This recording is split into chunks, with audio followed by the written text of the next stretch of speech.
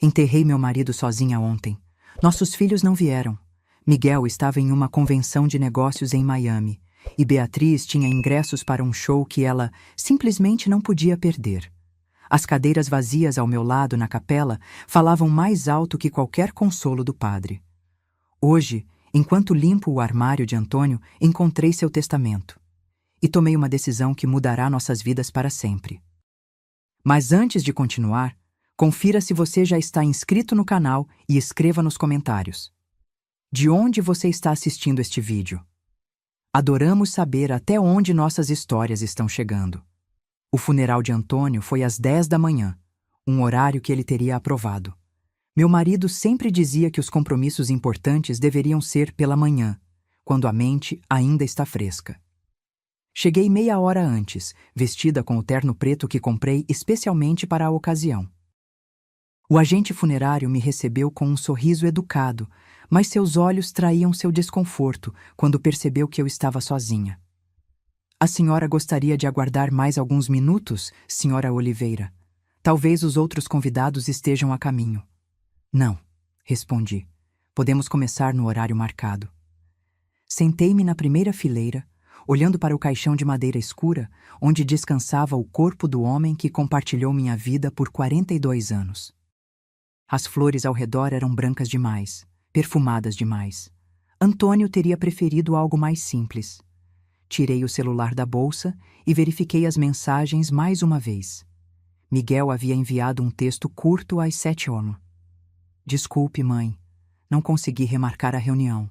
Te ligo depois. Beatriz, nem isso. Sua última mensagem era de 2 dias atrás. Mãe, não sei se consigo ir. Comprei ingressos para aquele show que te falei há meses. Entende, né? Não, eu não entendia. Como alguém escolhe um show de música em vez do último adeus ao próprio pai? O padre chegou e me perguntou se deveríamos esperar mais alguém. Não, somos só eu e ele agora, como sempre foi no final. A cerimônia foi breve. As palavras do padre soavam ocas, genéricas. Ele mal conhecia Antônio. Falou sobre paz, descanso eterno e a bondade de Deus. Não mencionou como Antônio acordava cedo todos os domingos para fazer pão caseiro, ou como ele guardava recortes de jornal com histórias que achava que eu gostaria de ler. Não falou sobre como ele nunca se aposentou de verdade, continuando a consertar coisas para os vizinhos, mesmo quando suas mãos começaram a tremer. Quando terminou, o agente funerário se aproximou novamente. A senhora deseja alguns minutos a sós? Assenti, incapaz de falar. Quando todos saíram, levantei-me e caminhei até o caixão. Antônio parecia estar dormindo, mas seu rosto não tinha a expressão serena que eu conhecia tão bem. A maquiagem funerária o transformava em um estranho. Passei a mão sobre seu cabelo, o único gesto de despedida que consegui oferecer. Eles não vieram, Antônio, sussurrei. Seus próprios filhos. No cemitério, fui a única a observar o caixão descer à terra. O vento frio de junho batia em meu rosto, e as nuvens pareciam prometer chuva. Apropriado, pensei. Até o céu está de luto. Joguei uma rosa sobre o caixão e fiquei ali, sozinha, enquanto os funcionários do cemitério esperavam pacientemente a alguns metros de distância. Eu sabia que eles queriam terminar o serviço, mas não conseguia me afastar. Sair dali significava aceitar que Antônio estava realmente morto e que nossos filhos não se importaram o suficiente para se despedir. De volta para casa, o silêncio era ensurdecedor. A casa onde criamos nossos filhos, onde construímos nossa vida, agora parecia grande demais, vazia demais. A poltrona de Antônio na sala, gasta pelo uso de décadas, os chinelos dele ainda perfeitamente alinhados ao lado. O controle remoto no braço da cadeira, exatamente onde ele o deixou na última vez. Sentei-me à mesa da cozinha e abri uma garrafa de vinho. Não o barato que normalmente comprávamos, mas um dos especiais que guardávamos para ocasiões. Que ocasião poderia ser mais importante que esta? Servi uma taça e levantei em um brinde silencioso. Enquanto bebia, peguei meu celular novamente. Por hábito, abri o Instagram. Não era uma usuária frequente, mas seguia meus filhos para acompanhar suas vidas, já que eles raramente ligavam. A primeira publicação me fez engasgar com o vinho. Era de Beatriz, postada há 2 horas, uma selfie dela com 3 amigas, todas sorrindo amplamente com taças de mimosa na mão. A legenda dizia: dia perfeito com minhas meninas. Brunch de domingo. Amizade verdadeira. O dia do funeral do pai dela. O dia perfeito. Rolei um pouco mais e lá estava uma postagem de Miguel. Uma foto do campo de golfe banhado pelo sol da Flórida. Fechando negócios no paraíso, a vida é boa demais. Fechei o aplicativo e deixei o celular cair sobre a mesa.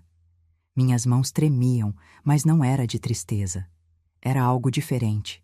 Algo que nunca havia sentido com tanta intensidade.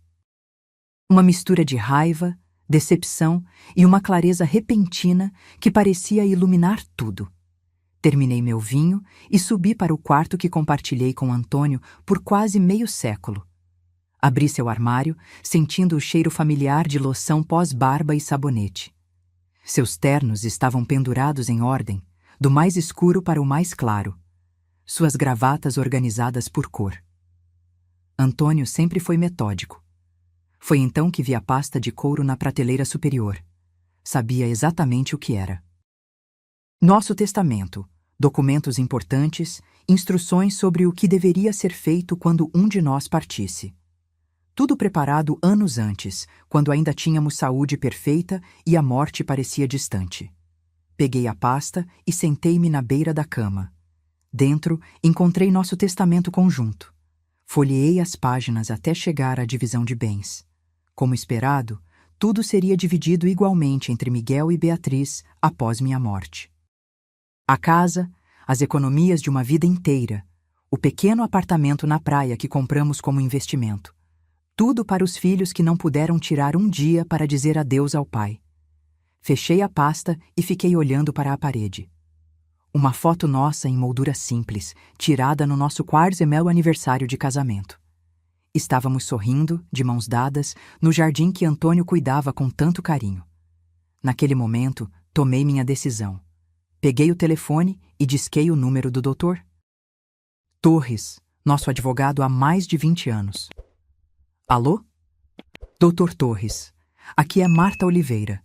Sei que é domingo e peço desculpas por ligar fora de horário, mas preciso marcar uma consulta com urgência. É sobre o testamento meu e de Antônio. Quero fazer alterações, mudanças significativas. Sinto muito pelo Antônio, dona Marta. Claro, podemos marcar para amanhã cedo, se preferir. Perfeito. Quanto mais cedo, melhor. Desliguei o telefone sentindo uma estranha sensação de calma. Pela primeira vez desde que Antônio recebeu o diagnóstico terminal, 6 meses atrás, eu sabia exatamente o que fazer. Na manhã seguinte, o escritório do Dr. Torres exalava um cheiro de livros antigos e madeira polida. Ele me recebeu com um abraço contido, condolências formais que dispensei com um aceno. Não estava ali para consolo, mas para negócios. Então, dona Marta, quais mudanças gostaria de fazer no testamento? Sentei-me ereta na cadeira de couro, mãos firmes sobre a bolsa no colo. Quero remover Miguel e Beatriz como beneficiários, completamente. Seus olhos se arregalaram por um segundo, mas ele rapidamente recuperou a compostura profissional. Compreendo. E gostaria de nomear novos beneficiários? Sim. Quero deixar tudo para meu neto Lucas, filho da Beatriz. Ele tem 19 anos agora. É o único que me visita regularmente sem que eu tenha que pedir. Dr. Torres assentiu, fazendo anotações. Podemos estabelecer um fundo fiduciário para ele. Isso garantirá que os bens sejam protegidos e que ele não tenha acesso irrestrito até ter maturidade suficiente. Perfeito. E quero estruturar de forma que nem Miguel nem Beatriz possam contestar ou ter qualquer acesso. Isso é possível, mas preciso perguntar. Tem certeza disso, dona Marta? Trata-se de uma decisão significativa. Olhei-o nos olhos, sem hesitação. Enterrei meu marido sozinha, Dr. Torres. Meus filhos estavam muito ocupados com brunches e reuniões de negócios para comparecer ao funeral do próprio pai. Então, sim, tenho absoluta certeza. Ele não fez mais perguntas. Passamos a próxima hora revisando documentos, discutindo termos legais, assegurando que minha vontade fosse inequivocamente registrada. Vou preparar os documentos finais. A senhora pode voltar na quarta-feira para assiná-los? Estarei aqui. Ao sair do escritório, senti o sol de inverno no rosto. Era fraco, mas presente. Decidi caminhar um pouco antes de voltar para casa. Passei por uma cafeteria onde Antônio e eu costumávamos tomar café nas manhãs de sábado. Entrei, pedi um cappuccino e sentei-me junto à janela. Enquanto observava as pessoas passarem, refleti sobre o que acabara de fazer. Não sentia culpa ou arrependimento, apenas uma estranha sensação de libertação.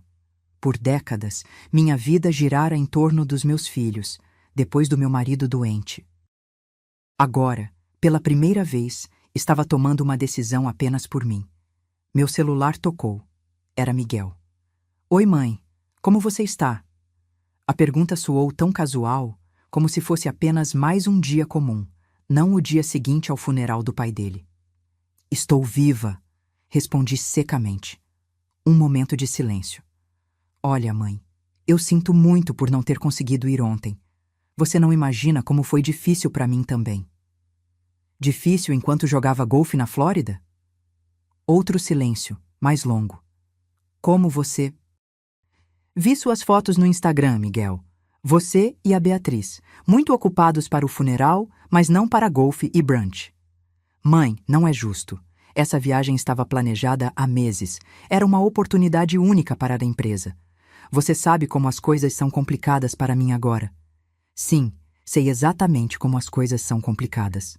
Tomei um gole do meu café. Seu pai também sabia. Foi ele quem pagou sua faculdade, quem te emprestou dinheiro quando seu primeiro negócio falhou. Quem reformou a sua primeira casa para você economizar. Mãe, por favor. Preciso desligar, Miguel. Estou ocupada. Encerrei a chamada e bloqueei o telefone. Quase imediatamente ele tocou novamente. Beatriz. Rejeitei a ligação. Alguns segundos depois, uma mensagem. Mãe, o Miguel me ligou. Estamos preocupados com você. Podemos conversar? Não respondi. Terminei meu café, paguei a conta e saí.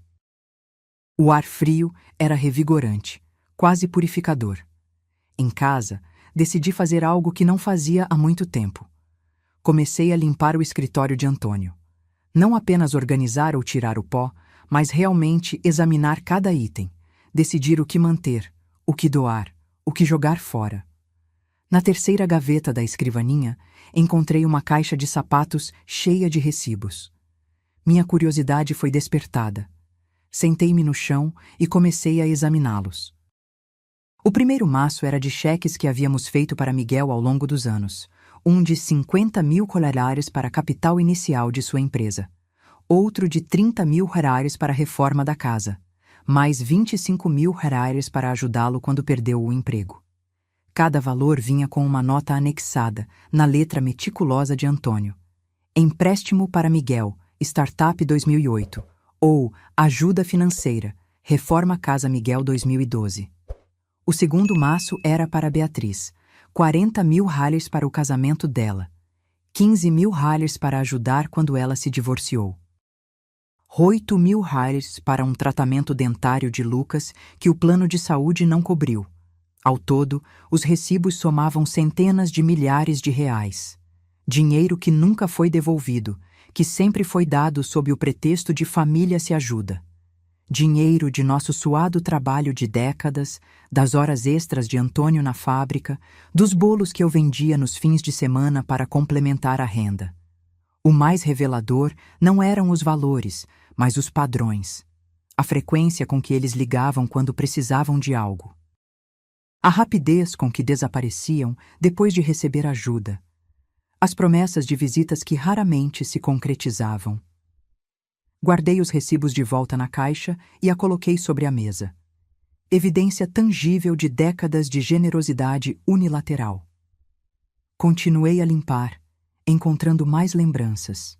Fotos antigas das crianças, cartões do Dia dos Pais feitos à mão, os últimos de mais de 20 anos atrás. O relógio que demos a Miguel quando ele se formou, devolvido discretamente quando ganhou um mais caro. Quando terminei, já era noite. O escritório estava organizado, as memórias catalogadas. Fiz um jantar simples, apenas para mim, pela primeira vez em quase meio século, e sentei-me à mesa da cozinha. O telefone tocou novamente. Era Lucas. Vovó? É o Lucas. Oi, meu filho. Minha voz automaticamente suavizou. Acabei de saber sobre o vovô. A mãe não me contou que o funeral era ontem. Sua voz estava embargada. Sinto muito por não ter estado lá com você. Uma lágrima escorreu pelo meu rosto, a primeira desde o funeral. Não é sua culpa, querido. Posso passar aí amanhã depois da faculdade? Queria me despedir dele do meu jeito. Claro, Lucas. Vou fazer aquele bolo de cenoura que você gosta. Depois de desligar, sentei-me na varanda com uma taça de vinho, observando as estrelas aparecerem no céu escuro. Pensei em Antônio, em como ele sempre dizia que as estrelas eram nossos ancestrais olhando por nós. Estou fazendo a coisa certa, Antônio? Perguntei ao céu. É o que você faria? Não houve resposta, claro. Mas de alguma forma eu sabia que ele aprovaria. Antônio sempre valorizou mais as ações do que as palavras, a lealdade mais do que as promessas. Lucas era o único que demonstrava essas qualidades agora. Fui dormir naquela noite com uma sensação de paz que não sentia desde antes da doença de Antônio. A cama ainda parecia grande demais, o quarto vazio demais, mas eu tinha um plano. E pela primeira vez em muito tempo, estava tomando as rédeas da minha própria vida. Lucas chegou na tarde seguinte, carregando um pequeno buquê de margaridas, as favoritas de Antônio. Observei-o pela janela enquanto ele se aproximava da porta, seu andar lento, ombros ligeiramente curvados. Ele não tinha a postura imponente do pai, nem a beleza chamativa da mãe. Era um rapaz quieto, com olhos gentis que lembravam os de Antônio. Abri a porta antes que ele batesse. Oi, meu filho. Ele me abraçou com força, o tipo de abraço que diz mais do que palavras. Ficamos assim por um momento, compartilhando nossa dor. Vovó, me desculpe, eu deveria ter estado aqui. Você está agora, respondi, afastando-me para olhá-lo. E isso é o que importa. Entramos e Lucas colocou as flores em um vaso na mesa da sala. Seus olhos percorreram o ambiente, parando na poltrona vazia de Antônio. Parece estranho ele não estar aqui, disse baixinho. Assenti, incapaz de falar por um momento. Fiz seu bolo favorito. Vamos tomar um café? Na cozinha, Lucas sentou-se no mesmo lugar onde sempre se sentava quando vinha nos visitar. Desde criança, aquela cadeira era dele. Serviu bolo e café, e por um tempo ficamos em silêncio confortável. Como você está, vovó? De verdade. Olhei para ele, surpresa com a pergunta direta. Meus próprios filhos raramente perguntavam como eu estava de verdade. Estou descobrindo como viver sem ele, respondi honestamente. É como aprender a andar de novo. Lucas assentiu compreensivo. Vocês estavam juntos há tanto tempo. 45 anos, mais tempo do que fiquei sem ele. Minha mãe disse que você não está atendendo às ligações dela. Tomei um gole de café antes de responder. Preciso de um tempo, Lucas. Ela disse que você parecia brava ao telefone. Estou. Coloquei a xícara na mesa com mais força do que pretendia. Seus pais não vieram ao funeral do seu avô. Eles tinham coisas mais importantes para fazer. Lucas baixou os olhos. Eu sei. Minha mãe comentou que tinha um compromisso, mas eu não sabia que era o funeral. Um brunch com as amigas, disse secamente. Ela postou fotos no Instagram durante o funeral. Seus olhos se arregalaram. Eu não sabia disso. Não estou te contando para colocar você contra ela, Lucas. Só estou cansada de fingir que está tudo bem quando não está. Ele assentiu lentamente. Entendo. E o vovô?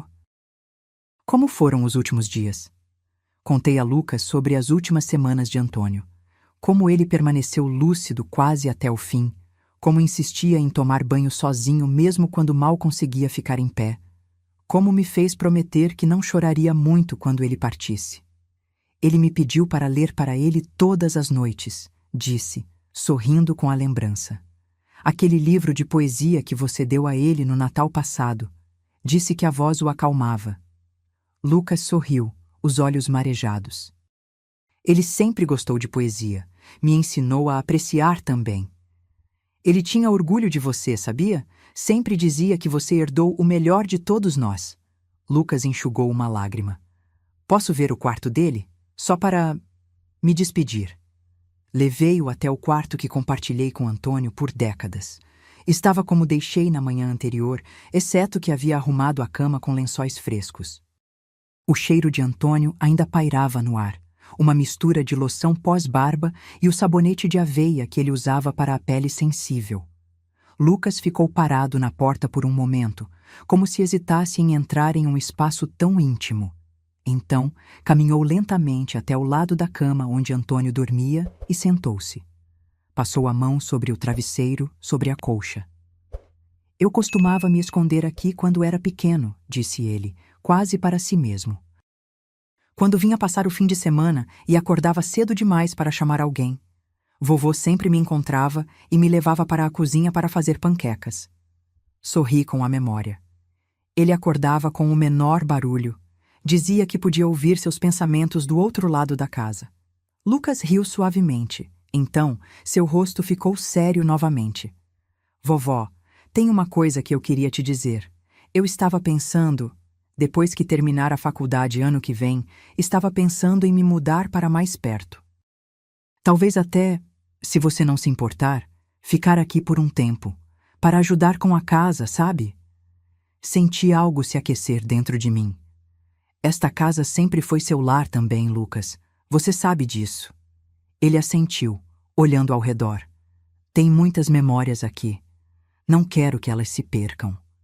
Naquele momento, tive certeza de que estava tomando a decisão certa com o testamento. Lucas entendia o valor das coisas, não apenas o valor monetário, mas o valor emocional, o peso das histórias que tornavam uma casa um lar. Depois que ele foi embora, prometi mostrar-lhe os álbuns de fotos na próxima visita.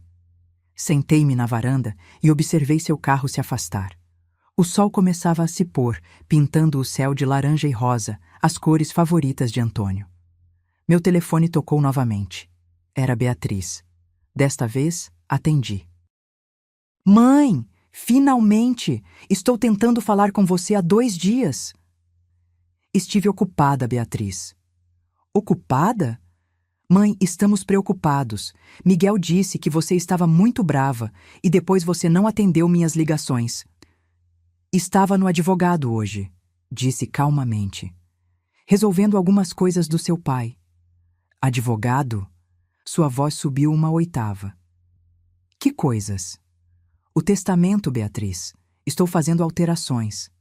Silêncio do outro lado. Então, alterações? Que tipo de alterações? Acho que você já sabe.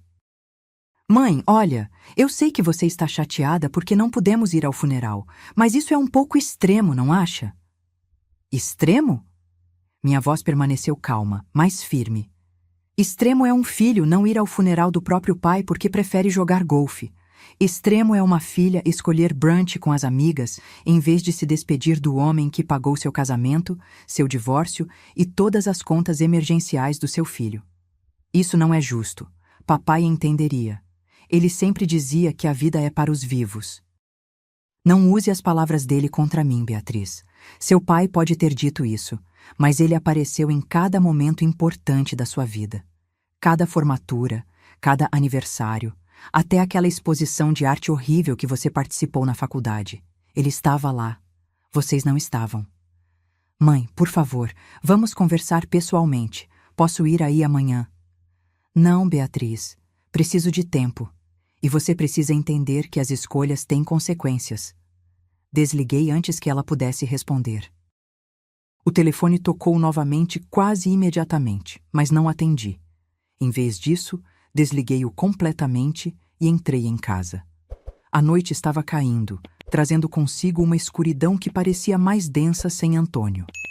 Liguei todas as luzes, algo que nunca fazia quando ele estava vivo.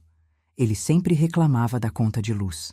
Pequenas rebeldias, pensei com um sorriso triste. Peguei um dos álbuns de fotos da estante e sentei-me no sofá. Abri em uma página aleatória. Nossa viagem à praia quando os filhos eram pequenos. Miguel, com 7 anos, construindo um castelo de areia com Antônio. Beatriz, com 5, sentada nos meus ombros, rindo com a cabeça jogada para trás. Quando foi que perdemos isso? Quando nossos filhos deixaram de ser aquelas crianças que adoravam passar tempo conosco para se tornarem adultos que mal podiam tirar um dia para um funeral. Foi gradual, quase imperceptível. Uma visita cancelada aqui, uma ligação não retornada ali, até que nossa comunicação se resumia a pedidos de ajuda financeira e cartões de aniversário comprados às pressas. Fechei o álbum e o coloquei de lado. O passado era o passado. Agora eu precisava olhar para o futuro, meu futuro. Pela primeira vez em décadas, teria que pensar apenas em mim mesma. E, estranhamente, isso não parecia tão assustador quanto eu imaginava. Na quarta-feira, voltei ao escritório do Dr. Torres para assinar os documentos finais. Cada página que assinava parecia um pequeno ato de libertação. Minha mão estava firme, minha resolução inabalável. Dona Marta, disse Dr. Torres quando terminamos, estes documentos estão agora oficialmente registrados. Seu testamento deixa claro que todos os seus bens, incluindo a casa, o apartamento na praia e suas economias, irão para um fundo fiduciário em nome de Lucas após sua morte. Miguel e Beatriz não receberão nada. E eles não podem contestar? Legalmente eles podem tentar, mas construímos isso de forma bastante sólida. A senhora está em pleno uso de suas faculdades mentais. Não há coação envolvida, e suas razões estão claramente documentadas. Assenti, satisfeita. Obrigada, Dr. Torres. Se me permite perguntar, Dona Marta. Ele hesitou. A senhora pretende informar seus filhos sobre esta mudança? Considerei a pergunta por um momento. Não agora. Talvez nunca. Deixe que seja uma surpresa, como o brunch da Beatriz e o golfe do Miguel foram para mim. Ele não comentou, mantendo seu profissionalismo, mas vi uma ponta de aprovação em seus olhos. Saindo do escritório, senti-me mais leve do que em anos. O dia estava bonito, o sol de inverno fraco, mas reconfortante. Decidi caminhar um pouco antes de voltar para casa. Passei por uma pequena loja de plantas. Antônio sempre gostou de jardinagem, cuidando meticulosamente de cada vaso em nossa varanda. Desde sua doença, as plantas haviam sido negligenciadas. Entrei na loja e comprei 3 vasos de violetas, as favoritas dele. Em casa, coloquei-as na varanda e as reguei cuidadosamente. Era um pequeno gesto, mas significativo. A vida continua, mesmo quando parece impossível. O telefone tocou novamente. Miguel. Mãe, precisamos conversar. A Beatriz me disse que você está mudando o testamento. Bom dia para você também, Miguel. Mãe, por favor, isso é sério. O que exatamente você está planejando? Não é da sua conta, Miguel. Não ainda. Como assim não é da minha conta? Estamos falando do patrimônio da nossa família. Estamos falando do que eu e seu pai construímos com nosso trabalho. O patrimônio que vocês sempre viram como garantido. Isso é injusto. Sempre respeitamos você e o pai. Respeito? Minha voz se elevou. Você chama de respeito não aparecer no funeral? Não ligar durante as últimas semanas dele? Só aparecer quando precisava de dinheiro ou ajuda? Mãe, você não pode julgar nossa relação com o pai baseado em um único evento. Não é um único evento, Miguel. É um padrão de anos. Vocês dois sempre tiveram outras prioridades. Agora, eu também tenho as minhas. E quais são elas? Nos punir? Não, Miguel. reconhecer quem realmente se importa. Lucas, ele disse, a voz fria. Você está deixando tudo para ele, não é? Não respondi. Ele é apenas um garoto, mãe. O que ele sabe sobre administrar dinheiro ou propriedades? Ele sabe o suficiente para visitar os avós sem ser chamado, para se lembrar de aniversários sem lembretes, para chorar a morte do avô. Isso é ridículo! Você não pode desfazer uma família por causa de um funeral. Não estou desfazendo nada, Miguel. Só estou reconhecendo o que já estava desfeito há muito tempo. Desliguei, mãos tremendo. Não de nervosismo, mas de uma espécie de fúria controlada que nunca havia sentido antes. Era como se décadas de frustrações reprimidas finalmente encontrassem vazão. Naquela noite, não consegui dormir. Fiquei deitada, olhando para o lado vazio da cama, pensando em Antônio. O que ele diria sobre tudo isso? Lembrei-me de uma conversa que naquela noite não consegui dormir. Fiquei deitada olhando para o lado vazio da cama, pensando em Antônio. O que ele diria sobre tudo isso? Lembrei-me de uma conversa que tivemos semanas antes de sua morte. Ele estava fraco, mas lúcido, sentado na cadeira junto à janela, enquanto o sol da tarde banhava seu rosto magro. Marta, ele disse, voz rouca pela doença. Você se lembra do que meu pai dizia sobre herança? Assenti. O pai de Antônio, um homem simples do interior, tinha poucas posses, mas muita sabedoria. Que herança não é apenas o que você deixa, mas para quem você deixa, respondi. Exato. Antônio sorriu fracamente. Passei a vida tentando construir algo para nossos filhos, mas talvez... Ele fez uma pausa, respirando com dificuldade. Talvez devêssemos pensar melhor sobre isso. Na época, achei que era apenas divagação de um homem enfrentando sua mortalidade. Agora, parecia profético. Levantei-me, incapaz de suportar mais o silêncio do quarto. Fui até a cozinha e fiz um chá. Enquanto a água fervia, percebi algo. Pela primeira vez desde a morte de Antônio, não me sentia completamente perdida. A raiva, a decisão sobre o testamento, a clareza repentina sobre meus filhos, tudo isso me dava um propósito. Na manhã seguinte, fui surpreendida por batidas fortes na porta. Eram quase 9 horas. Quando abri, Beatriz estava parada na entrada, bem vestida como sempre, cabelo perfeitamente arrumado, maquiagem impecável. Mas seus olhos estavam vermelhos. Mãe, ela disse, entrando sem esperar convite. Precisamos conversar. Fechei a porta lentamente. Bom dia para você também, Beatriz. Ela parou no meio da sala, olhando ao redor como se procurasse mudanças. Seus olhos pousaram nas violetas na varanda. Plantas novas? Sim. Papai teria gostado, ela disse em uma tentativa óbvia de estabelecer conexão. Sim, ele teria, respondi simplesmente, mantendo distância emocional. Beatriz suspirou e sentou-se no sofá. Mãe, o Miguel me contou sobre a conversa de vocês, sobre o testamento. Imaginei que sim. Você não pode estar falando sério, mudar tudo agora, depois de tantos anos. Por que não? É meu direito. Mas é injusto. Somos seus filhos. E o que isso significa exatamente, Beatriz? Ter o mesmo sangue? Porque ultimamente parece que só significa aparecer quando precisam de algo. Ela recuou como se tivesse sido esbofeteada. Isso é horrível, mãe. Nós te amamos. Sempre amamos você e o pai. Amor são ações, Beatriz. Não palavras, não intenções. Ações. Um erro, mãe. Cometemos um erro ao não ir ao funeral. Estávamos em choque, não sabíamos como lidar. Em choque enquanto postava fotos de brunch no Instagram? Minha voz permaneceu calma, mas cortante. Em choque enquanto bebia mimosas com as amigas? Seu rosto empalideceu. Você viu isso? Vi. Assim como vi todas as desculpas ao longo dos anos. Os aniversários esquecidos, as visitas canceladas, as ligações não retornadas. Não é justo comparar tudo isso.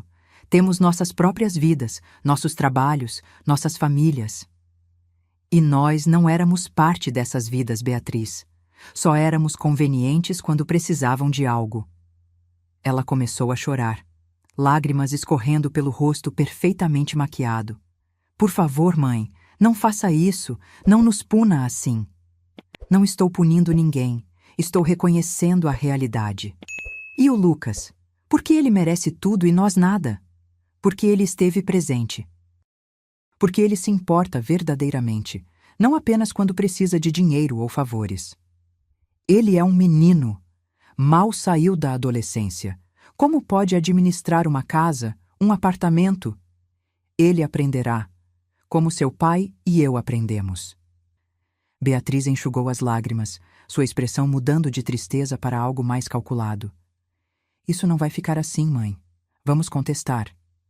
Façam o que acharem necessário. O testamento está em ordem. Você está nos tirando o que é nosso por direito. Não, Beatriz. Estou finalmente reconhecendo que vocês perderam esse direito há muito tempo. Ela levantou-se bruscamente. Isso é sobre dinheiro para você? Porque podemos te ajudar financeiramente. Se for isso... Ri, um som seco e sem humor. Vocês realmente não entendem, não é? Nunca foi sobre dinheiro. Era sobre respeito, sobre reconhecimento, sobre amor verdadeiro. E vocês falharam nesses quesitos muito antes do funeral. Beatriz pegou a bolsa, mãos tremendo. Você vai se arrepender disso, mãe. Quando estiver sozinha, sem ninguém para te ajudar, vai perceber o erro que cometeu. Já estou sozinha, Beatriz. Estive sozinha durante o funeral do seu pai e, de alguma forma, sobrevivi. Ela saiu batendo a porta. Fiquei parada no meio da sala, respirando profundamente. Não havia lágrimas, não havia arrependimento. Apenas uma estranha sensação de paz, como se um peso enorme tivesse sido removido dos meus ombros. Naquela tarde, Sônia, minha vizinha há mais de 30 anos, veio me visitar. Ela trouxe uma torta caseira e seu característico sorriso acolhedor. Como você está, Marta? Perguntou, sentando-se comigo na varanda. Estou diferente, respondi honestamente. Nem melhor nem pior, apenas diferente. Ela assentiu, compreensiva. A Beatriz esteve aqui hoje. Vi o carro dela. Sim. Não parecia feliz quando saiu. Não estava. Sônia me conhecia bem demais para fazer perguntas diretas. Em vez disso, cortou 2 pedaços de torta e me entregou um. Antônio amava esta torta, comentei. Ele sempre pedia a receita, mas eu nunca dava. Ela sorriu. Era meu poder sobre ele. Rimos juntas, um momento de leveza em dias sombrios. Sabe, disse Sônia depois de um tempo, quando perdi meu Roberto, todo mundo me dizia como eu deveria me sentir, o que deveria fazer. Ninguém realmente perguntava o que eu queria. Olhei para ela, surpresa com a observação. E o que você queria, Sônia? Paz, ela respondeu simplesmente. Não explicações, não desculpas, apenas paz. E às vezes, para conseguir isso, precisamos tomar decisões difíceis. Assenti lentamente, sentindo que ela entendia exatamente o que eu estava passando sem que eu precisasse explicar. Os filhos acham que têm direito a tudo, continuou ela. Seu tempo, seu dinheiro, sua casa. Mas esquecem que você é uma pessoa, não apenas uma mãe. Exatamente, sussurrei. Então, ela sorriu novamente. O que Marta, a pessoa, quer agora? A pergunta me pegou de surpresa. O que eu queria? Após décadas colocando as necessidades de outros à frente das minhas, mal conseguia responder. Acho que quero redescobrir quem sou sem o Antônio. Quero paz, como você disse. Quero acordar sem o peso de expectativas que nunca são correspondidas. Sônia assentiu. Então é isso que você deve buscar. E não se desculpe por isso. Quando ela foi embora, fiquei na varanda observando o pôr do sol. As violetas já pareciam mais vibrantes após apenas um dia. Pequenas mudanças, novos começos. Entrei e olhei ao redor da casa, vendo-a com novos olhos. Esta não era apenas a casa que compartilhei com Antônio ou onde criei meus filhos. Era a minha casa agora. E pela primeira vez, me permiti pensar no futuro, não como a viúva de Antônio ou a mãe de Miguel e Beatriz, mas como Marta, apenas Marta. Uma semana se passou sem notícias de Miguel ou Beatriz. O silêncio deles não me surpreendeu nem me incomodou. Na verdade, era quase um alívio não ter que gerenciar suas emoções além das minhas. Lucas, por outro lado, ligava todos os dias. Breves conversas, nada forçado, apenas para saber como eu estava. Ele não mencionou seus pais, e eu não perguntei. Algumas feridas precisam de tempo para cicatrizar, se é que cicatrizariam. No domingo de manhã, decidi fazer algo que não fazia há anos. Peguei a caixa de pinturas no armário do corredor, soprei a poeira acumulada e a levei para a varanda. Antes de conhecer Antônio, antes dos filhos, antes de tudo, eu pintava. Nada profissional, apenas aquarelas simples que me davam prazer. Como tantas outras coisas, abandonei essa paixão quando as responsabilidades da vida adulta tomaram conta. Ocasionalmente, ao longo dos anos, pegava os pincéis novamente, mas sempre havia algo mais urgente para fazer. Um filho doente, uma conta a pagar, uma casa para limpar.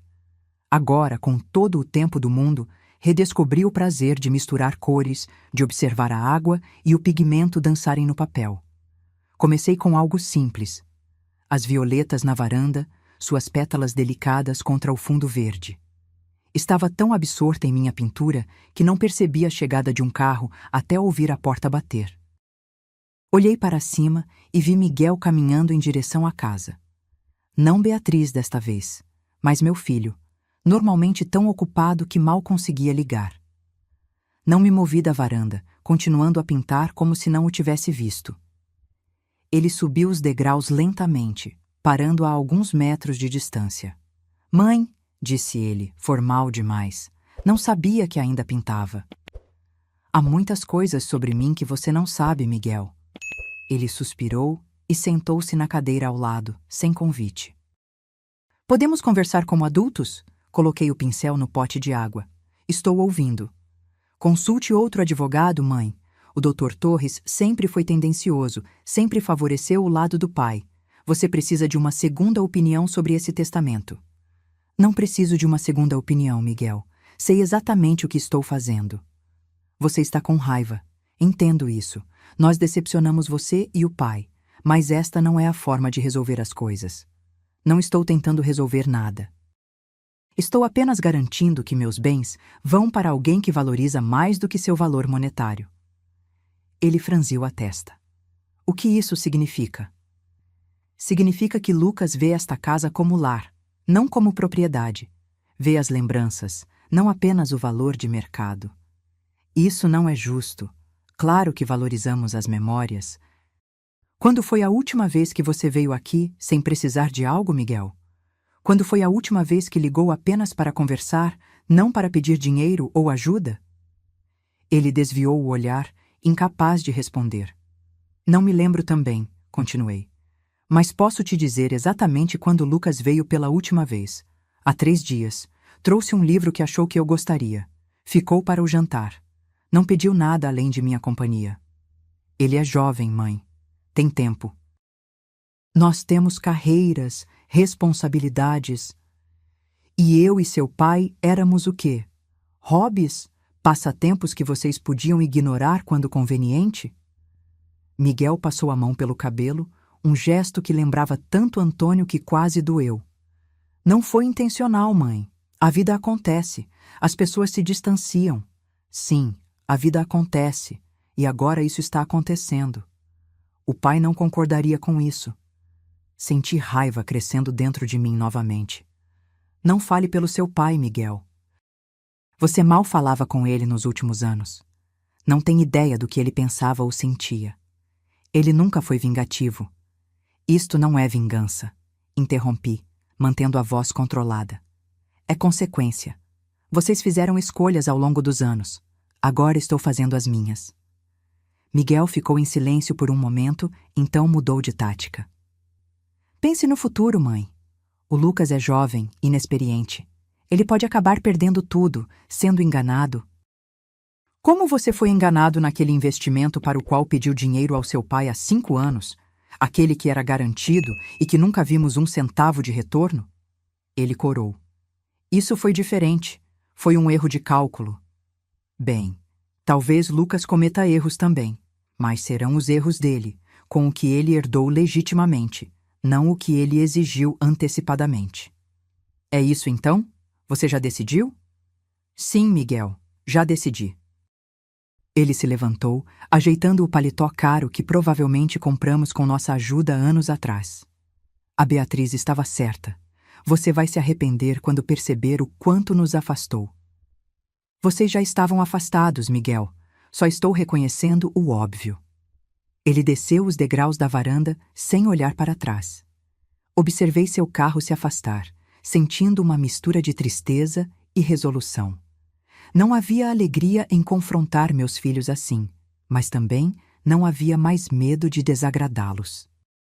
Voltei à minha pintura, mas o momento havia passado. Em vez disso, entrei e liguei para Lucas. Vovó, tudo bem? Tudo bem, querido. Estava pensando. Você gostaria de vir jantar hoje? Estou com vontade de cozinhar aquela lasanha que seu avô adorava. Claro! Posso levar sobremesa? Seria ótimo. Algumas horas depois, Lucas chegou com um pudim caseiro. Tentei fazer aquela receita da vovó Amélia, explicou, parecendo nervoso. Acho que não ficou igual ao dela, mas... Tenho certeza que está delicioso, disse, genuinamente tocada por seu esforço.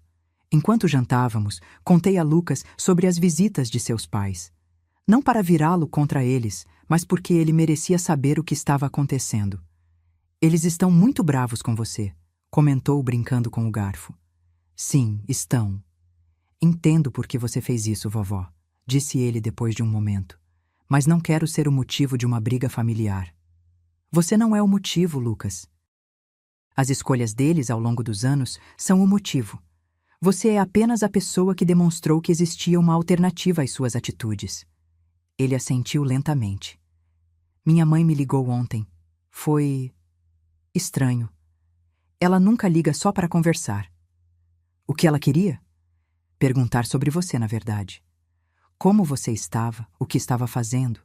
Depois começou a falar sobre quanto eles sempre fizeram por você e o vovô, como vocês eram importantes.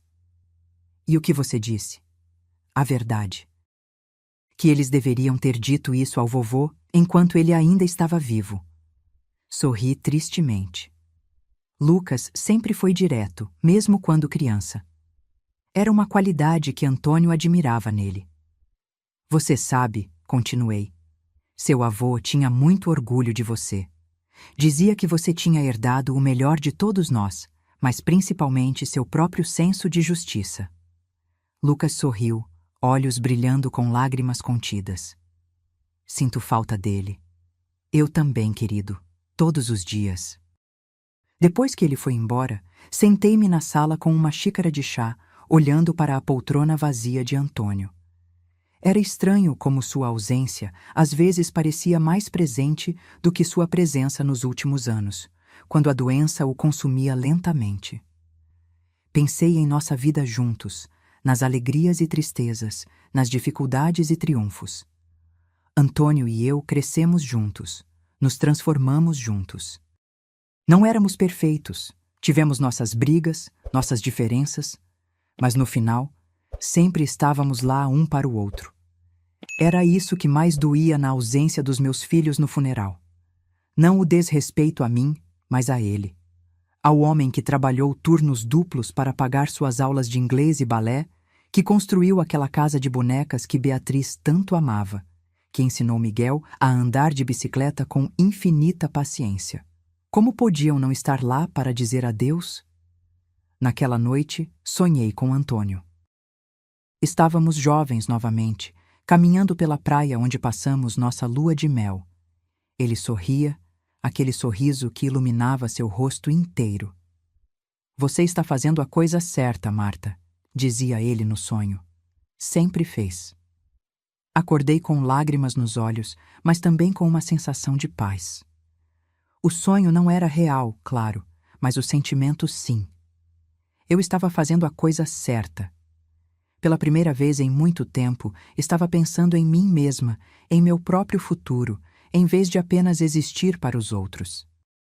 E isso, percebi, era o que Antônio sempre quis para mim. Os dias começaram a ganhar novo ritmo. Aos poucos, fui estabelecendo uma rotina que era só minha. Acordava cedo, tomava café na varanda enquanto lia o jornal, algo que Antônio sempre fazia e que eu adotei. Depois pintava por algumas horas, redescobria velhos hobbies, reorganizava a casa ao meu gosto. A ausência de Miguel e Beatriz permanecia, mas se tornava menos dolorosa a cada dia. Não porque os amasse menos, mas porque finalmente entendia que não podia controlar suas escolhas ou forçá-los a dar o que não estavam dispostos a dar. Lucas vinha me visitar regularmente, algumas vezes trazendo trabalhos da faculdade para fazer na mesa da cozinha enquanto eu cozinhava ou organizava algo. Era uma presença tranquila, não invasiva. Ele não tentava preencher o espaço de Antônio, apenas criava seu próprio espaço na casa e na minha vida. Sônia também se tornou uma presença mais constante. Começamos a caminhar juntas pela manhã, duas viúvas enfrentando uma nova fase da vida. Às vezes conversávamos sobre nossos maridos, às vezes sobre filhos, mas frequentemente sobre nós mesmas, nossos sonhos antigos, nossos novos planos. Sempre quis conhecer o norte da Itália, comentou ela durante uma de nossas caminhadas. Roberto prometeu me levar quando se aposentasse, mas então veio o diagnóstico. Antônio e eu tínhamos planos para Portugal, respondi. Ele queria conhecer a aldeia onde os avós nasceram. E por que não vamos? Perguntou ela de repente. Nós duas? No próximo ano, talvez? A ideia me pegou de surpresa, mas quanto mais pensava, mais atraente parecia. Você está falando sério? Completamente. Estamos vivas, Marta. Temos saúde, algum dinheiro guardado. Por que não? Por que não, de fato? A ideia de viajar sem Antônio teria parecido impensável meses atrás. Agora parecia possível. Não para esquecer ou substituir nossas memórias, mas para criar novas. Vou pensar sobre isso, prometi, e realmente o fiz. Em casa, peguei o envelope de documentos de viagem que Antônio havia começado a organizar antes de adoecer. Mapas, artigos sobre pequenas aldeias portuguesas, até um livro para aprender frases básicas em português. Ele havia planejado tudo com seu cuidado meticuloso. Folheando aqueles documentos, não sentia a dor esmagadora que esperava. Em vez disso, senti uma espécie de continuidade, como se pudesse levar adiante algo que ele valorizava. Meu telefone tocou, interrompendo meus pensamentos. Era um número desconhecido. Alô? Senhora Oliveira, aqui é Mariana Souza, da empresa Souza em Filhos Incorporadora. Franzi a testa confusa. Sim? Estamos interessados em discutir uma possível proposta para sua propriedade na Rua das Acácias. Demorei um momento para processar. Era meu endereço. Minha casa não está à venda, respondi firmemente. Entendo, senhora. Mas gostaríamos de apresentar uma oferta que acredito ser muito atrativa. Estamos desenvolvendo um novo condomínio naquela área e sua propriedade é estratégica para nossos planos. Como conseguiu meu número? Perguntei, súbita desconfiança crescendo. Uma pausa. Foi indicado por um conhecido comum, Miguel Oliveira. Senti como se tivesse levado um soco no estômago. Meu próprio filho havia dado meu contato a incorporadores imobiliários? Sem meu consentimento? Sinto muito, não tenho interesse. Por favor, não me ligue novamente. Desliguei antes que ela pudesse responder. Minutos depois, o telefone tocou novamente. Era Miguel. Mãe, a Mariana da Souza em Filhos te ligou? Sim, Miguel. Como você pôde? Mãe, escuta, eles estão oferecendo um valor incrível pela casa, muito acima do mercado. Você poderia comprar um apartamento menor, mais fácil de manter, e ainda sobraria dinheiro para você e a Beatriz dividirem? Completei, a raiva crescendo. Não é assim. Estou pensando em você. Aquela casa é grande demais, dá muito trabalho, tem escadas. Não é adequada para alguém da sua idade. Minha idade, repeti lentamente. Eu tenho 68 anos, Miguel, não 98. E esta casa foi construída pelo seu pai. Cada centímetro dela tem nossa história. História não paga contas, mãe. Seja prática. Este é um bom negócio. Não, Miguel. Este é você tentando conseguir sua parte da herança antecipadamente, já que sabe que não vai receber nada depois. Silêncio do outro lado da linha. Como você pôde?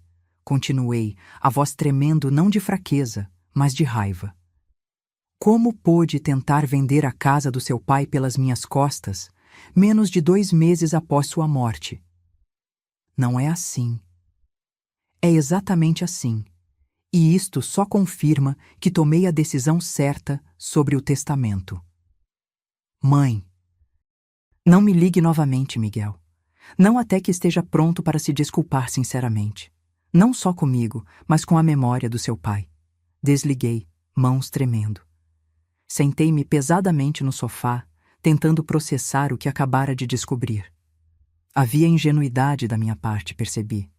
Achei que eles estavam bravos porque eu mudara o testamento, porque escolhera Lucas, mas era mais básico que isso. Eles queriam o dinheiro, a propriedade, os bens materiais. Não as memórias, não o legado emocional, não o respeito pelo que construímos. Apenas os ativos financeiros. A dor dessa realização era aguda, mas também libertadora. Confirmava, além de qualquer dúvida, que minha decisão fora correta. Liguei para Dr. Torres.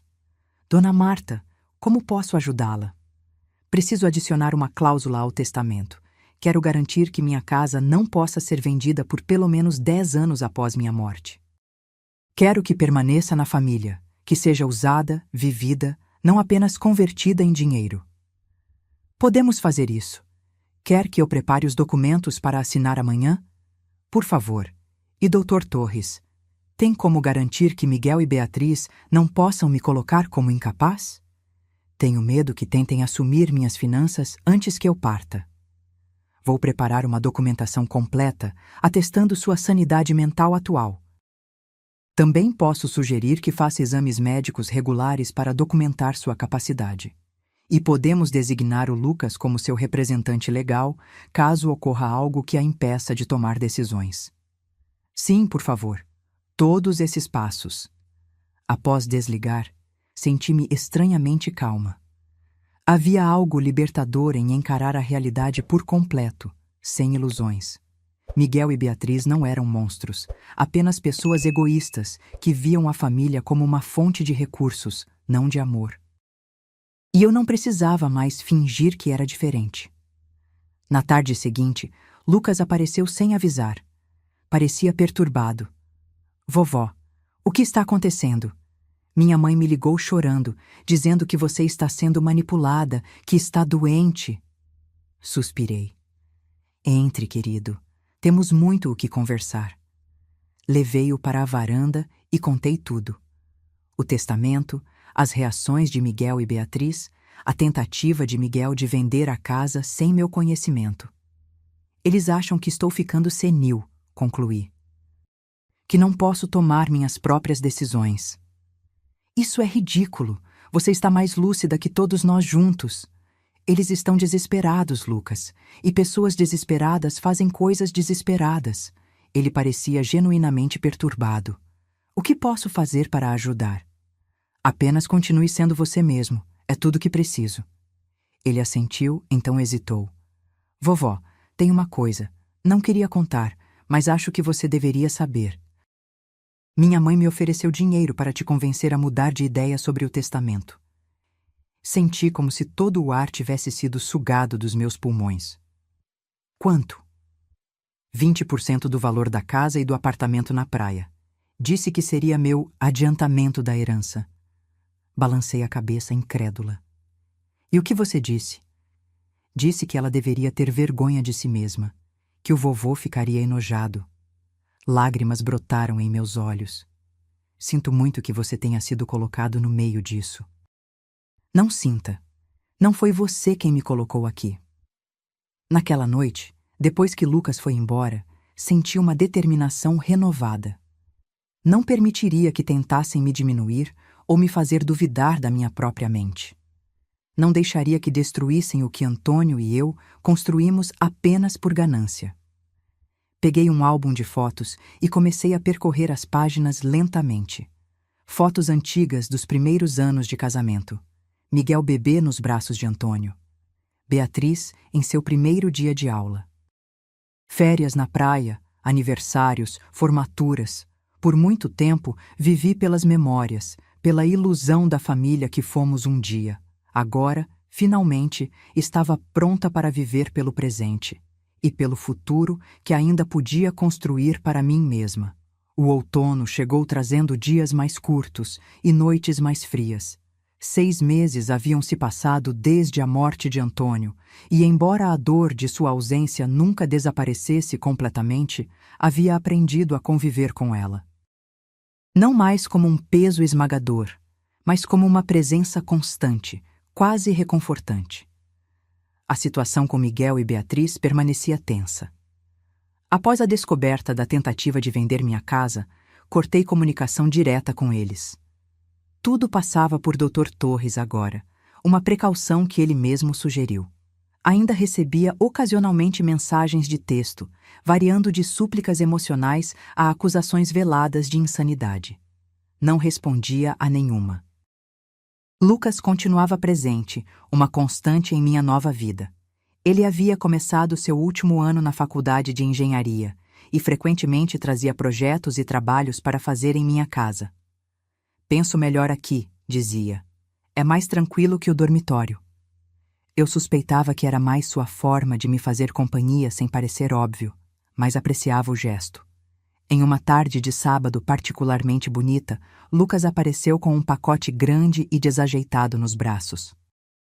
"O que é isso?" perguntei curiosa. "Um presente." Ele sorriu, colocando o pacote no chão da varanda. "Abra." Desembrulhei cuidadosamente o pacote e encontrei uma pintura emoldurada. Era uma aquarela da nossa varanda, com as violetas que plantei em primeiro plano e, ao fundo, a silhueta de um homem olhando para o jardim. Inconfundivelmente Antônio, com sua postura característica. "Lucas", sussurrei, tocando a imagem delicadamente. "Você pintou isso?" "Sim. Não sabia se você ia gostar." Nunca fui muito bom em arte, mas lembrei como o vovô sempre ficava nesse lugar específico da varanda todas as manhãs, olhando para o jardim antes de começar o dia. Lágrimas brotaram em meus olhos. Era verdade. Antônio tinha esse ritual.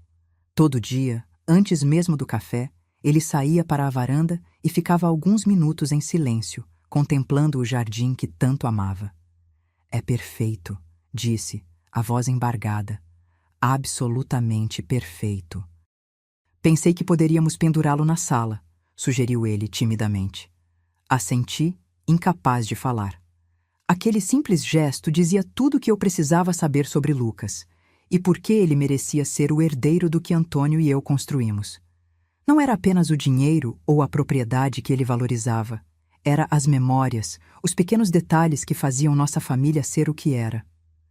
Naquela noite, após Lucas ir embora, pendurei o quadro no lugar de honra na sala.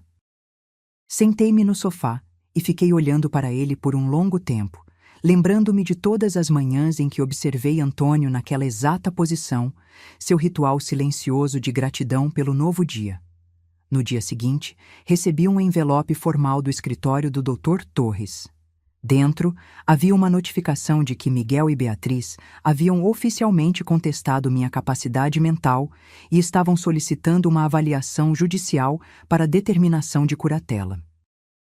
Em termos simples, eles estavam tentando me declarar incapaz de tomar minhas próprias decisões.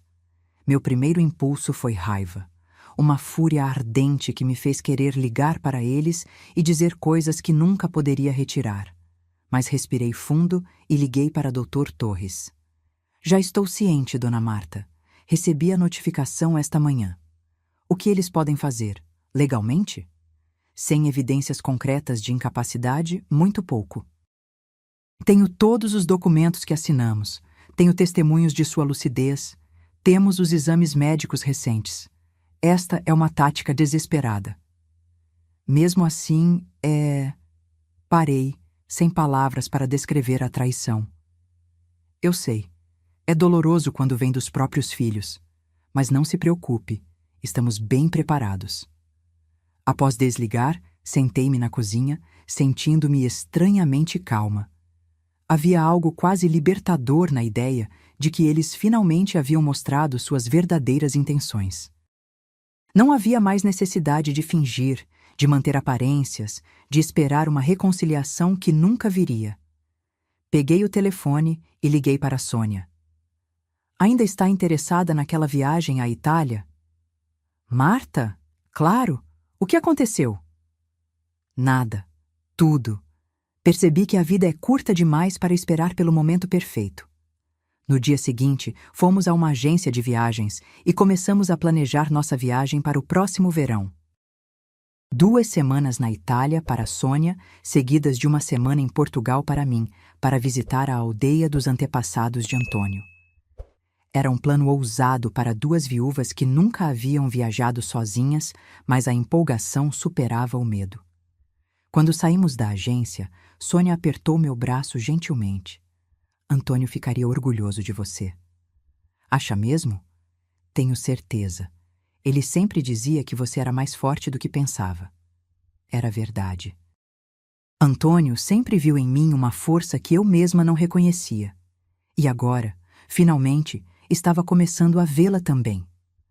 Na semana seguinte, recebi uma convocação oficial para comparecer a uma audiência preliminar sobre a petição de curatela. Dr. Torres me acompanharia, claro, mas ainda assim senti um frio na barriga. A ideia de enfrentar meus filhos em tribunal, de vê-los tentar me declarar incapaz, era quase insuportável. Quando contei a Lucas sobre a audiência, ele ficou furioso. Não posso acreditar que eles fariam isso. É tão baixo.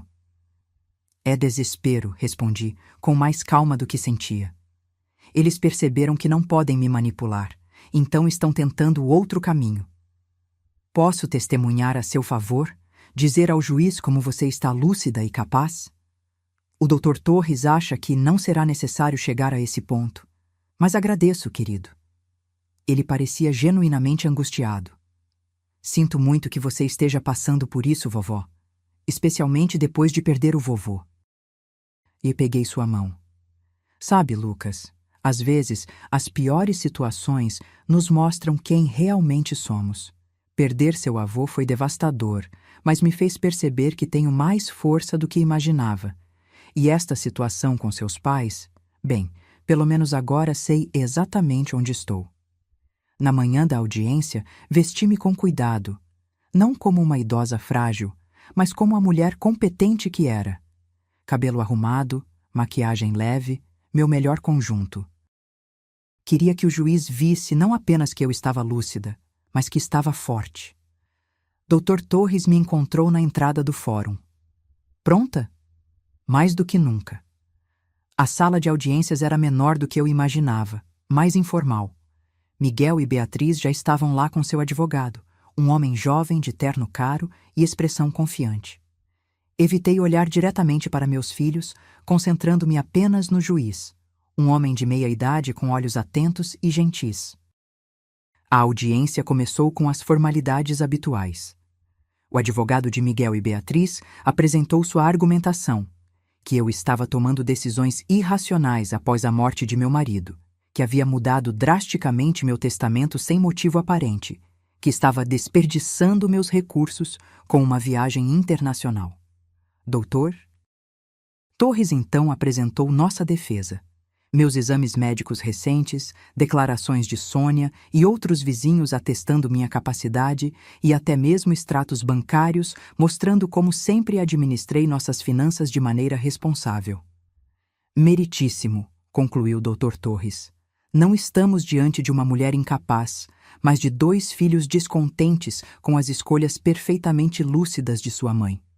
O juiz assentiu, então se virou para mim. Senhora. Oliveira, gostaria de dizer algumas palavras? Não estava preparada para falar, mas de repente percebi que precisava, ser ouvida. Sim, meritíssimo. Agradeço a oportunidade. Levantei-me, ajeitei minha blusa e olhei diretamente para o juiz. Sou viúva há 6 meses. Meu marido e eu construímos uma vida juntos por mais de 4 décadas. Quando ele faleceu, enterrei-o sozinha. Meus filhos não compareceram ao funeral. Um estava em uma viagem de negócios, a outra em um brunch com amigas. Fiz uma pausa, notando que o juiz havia erguido levemente as sobrancelhas. Ao perceber que meus filhos só valorizavam o que podiam obter de mim, dinheiro, propriedade, ajuda, e não minha companhia ou meu bem-estar, decidi mudar meu testamento. Não por vingança, mas por clareza. Decidi deixar meus bens para meu neto, o único que demonstra verdadeiro interesse em preservar o que construímos, não apenas em converter tudo em dinheiro. Olhei brevemente para Miguel e Beatriz. Miguel estava vermelho de raiva ou vergonha. Beatriz encarava o chão. Desde então, meu filho tentou vender minha casa sem meu conhecimento. Ambos tentaram manipular meu neto com promessas de dinheiro para me convencer a mudar de ideia. E agora, como última tentativa, querem me declarar incapaz. Não porque eu seja, mas porque sou lúcida demais para ser manipulada. Voltei meu olhar para o juiz. Tenho 68 anos, meritíssimo, não 98. Sou viúva, não incapaz. Estou de luto, não estou senil. E tenho o direito de decidir o que acontece com o que meu marido e eu construímos juntos. Um silêncio pesado tomou conta da sala quando terminei de falar. O juiz me estudou por um longo momento, então assentiu levemente. Agradeço sua franqueza, Sra. Oliveira. Depois de mais algumas formalidades e perguntas, o juiz anunciou que daria sua decisão. Foi rápido e direto. Após considerar todos os documentos e depoimentos apresentados, não encontro absolutamente nenhuma evidência de incapacidade mental ou emocional da Sra. Marta Oliveira. Pelo contrário, ela demonstrou clareza, propósito e razão em suas decisões, mesmo que estas contrariem os interesses dos peticionários. A petição de curatela é negada e determino que a Sra. Oliveira mantenha pleno controle sobre suas decisões financeiras e pessoais. Ele olhou diretamente para Miguel e Beatriz antes de concluir. Aconselho fortemente que respeitem as escolhas de sua mãe, por mais que discordem delas.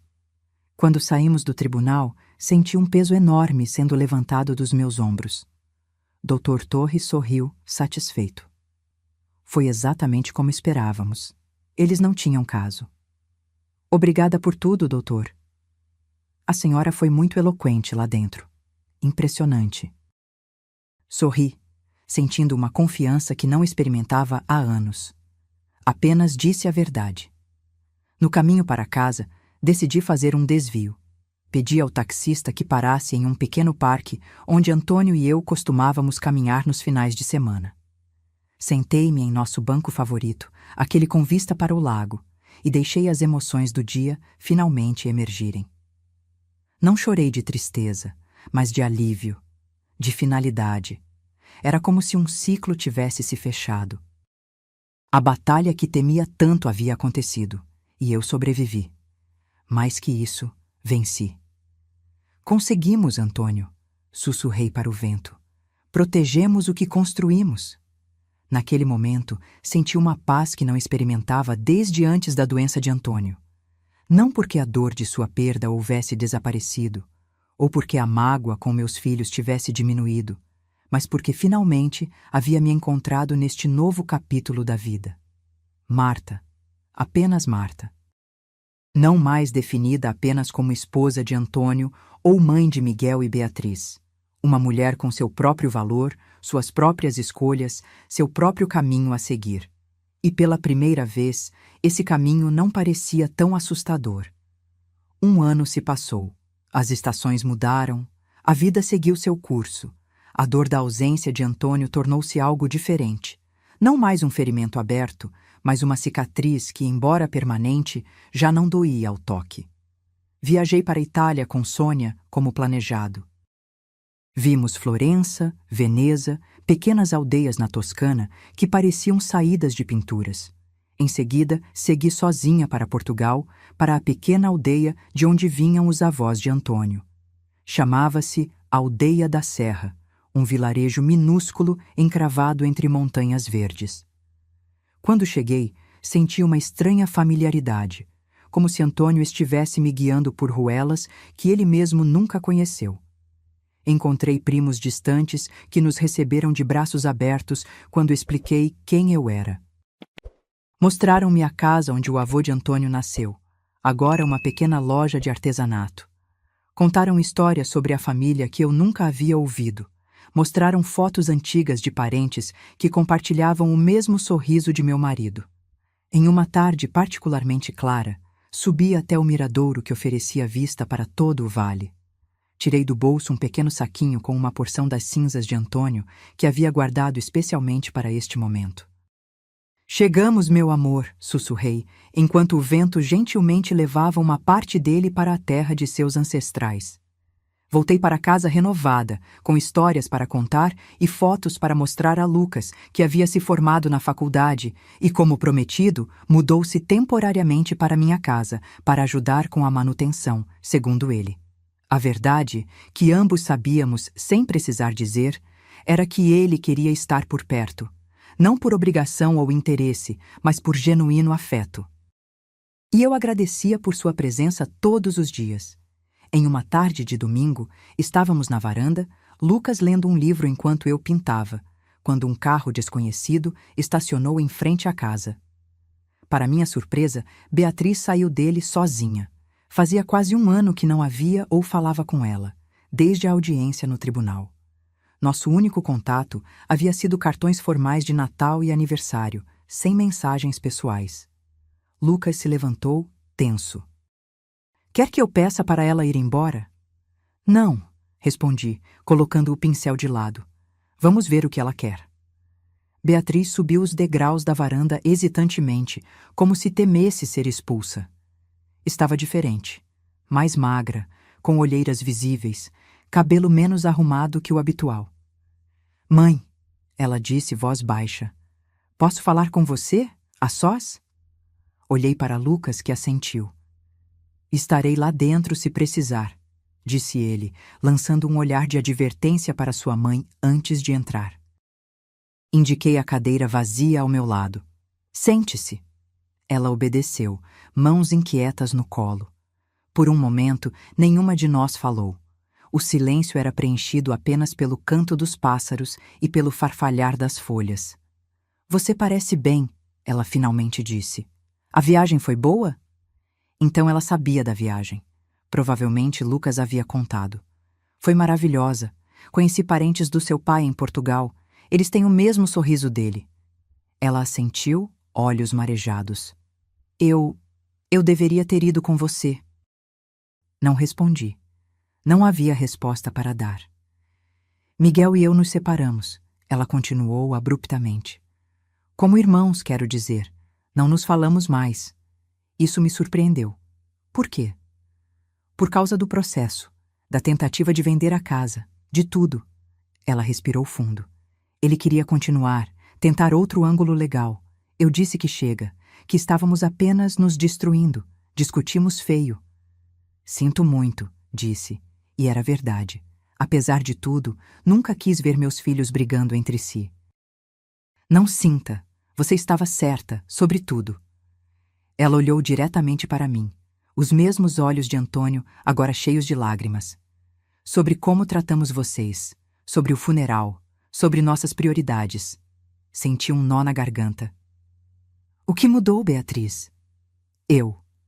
Ela enxugou uma lágrima. Comecei terapia depois do tribunal. Não queria, achava que não precisava, mas Lucas insistiu.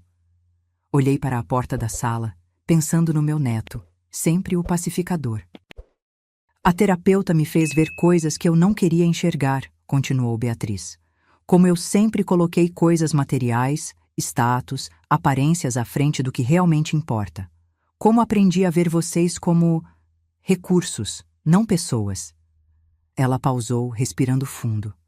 Não estou aqui para pedir nada, mãe. Nem perdão, nem dinheiro, nem para mudar o testamento. Só queria que você soubesse que entendo agora. e que sinto muito, verdadeiramente. Estudei o rosto de minha filha, procurando sinais de manipulação ou falsidade. Não encontrei. Apenas dor genuína, arrependimento real. Seu pai teria gostado de ouvir isso, disse finalmente.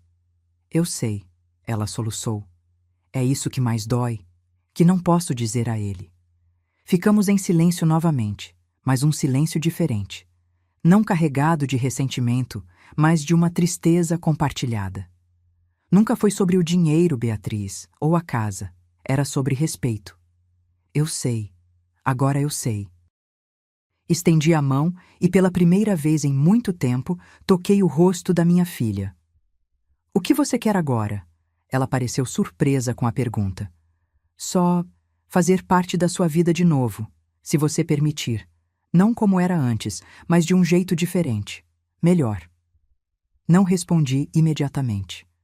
Anos de mágoas não desapareciam com um pedido de desculpas, por mais sincero que fosse. Mas também não queria carregar ressentimento pelo resto da minha vida. Podemos tentar, disse finalmente. Um dia de cada vez. Ela assentiu, grata. É mais do que mereço. Chamei Lucas de volta e os três conversamos até o anoitecer. Não sobre o passado, ainda era cedo demais para isso, mas sobre o presente.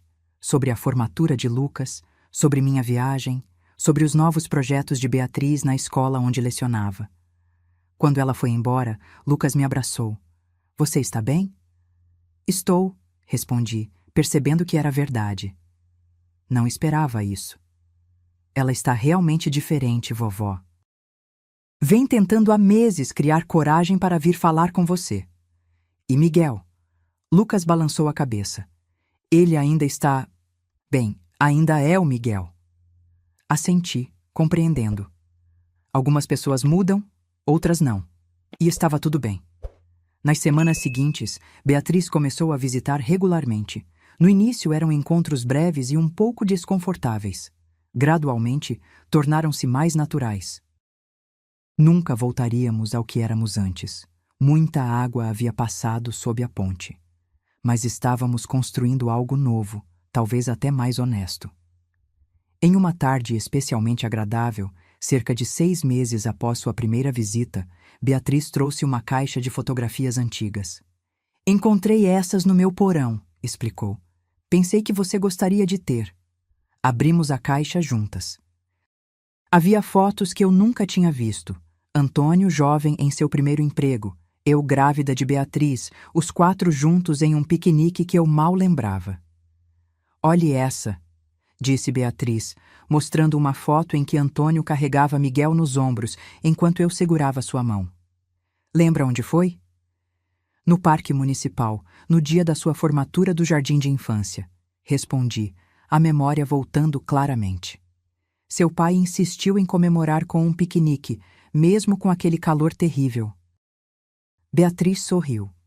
Ele sempre fazia questão de comemorar cada conquista, por menor que fosse. Sim, ele fazia. Continuamos explorando as fotos, rindo de roupas antiquadas, penteados estranhos, momentos capturados que pareciam pertencer a outra vida. Sabe, disse Beatriz, olhando uma foto em que Antônio consertava seu primeiro carro, acho que nunca agradeci adequadamente por tudo que vocês fizeram por mim. Não precisava agradecer. Éramos seus pais. Mesmo assim. Vocês deram tudo de si e nós... Bem, você sabe. Peguei sua mão. O passado é passado, Beatriz. Não podemos mudá-lo, mas o futuro ainda está em aberto. Ela apertou minha mão em resposta. Obrigada por esta segunda chance.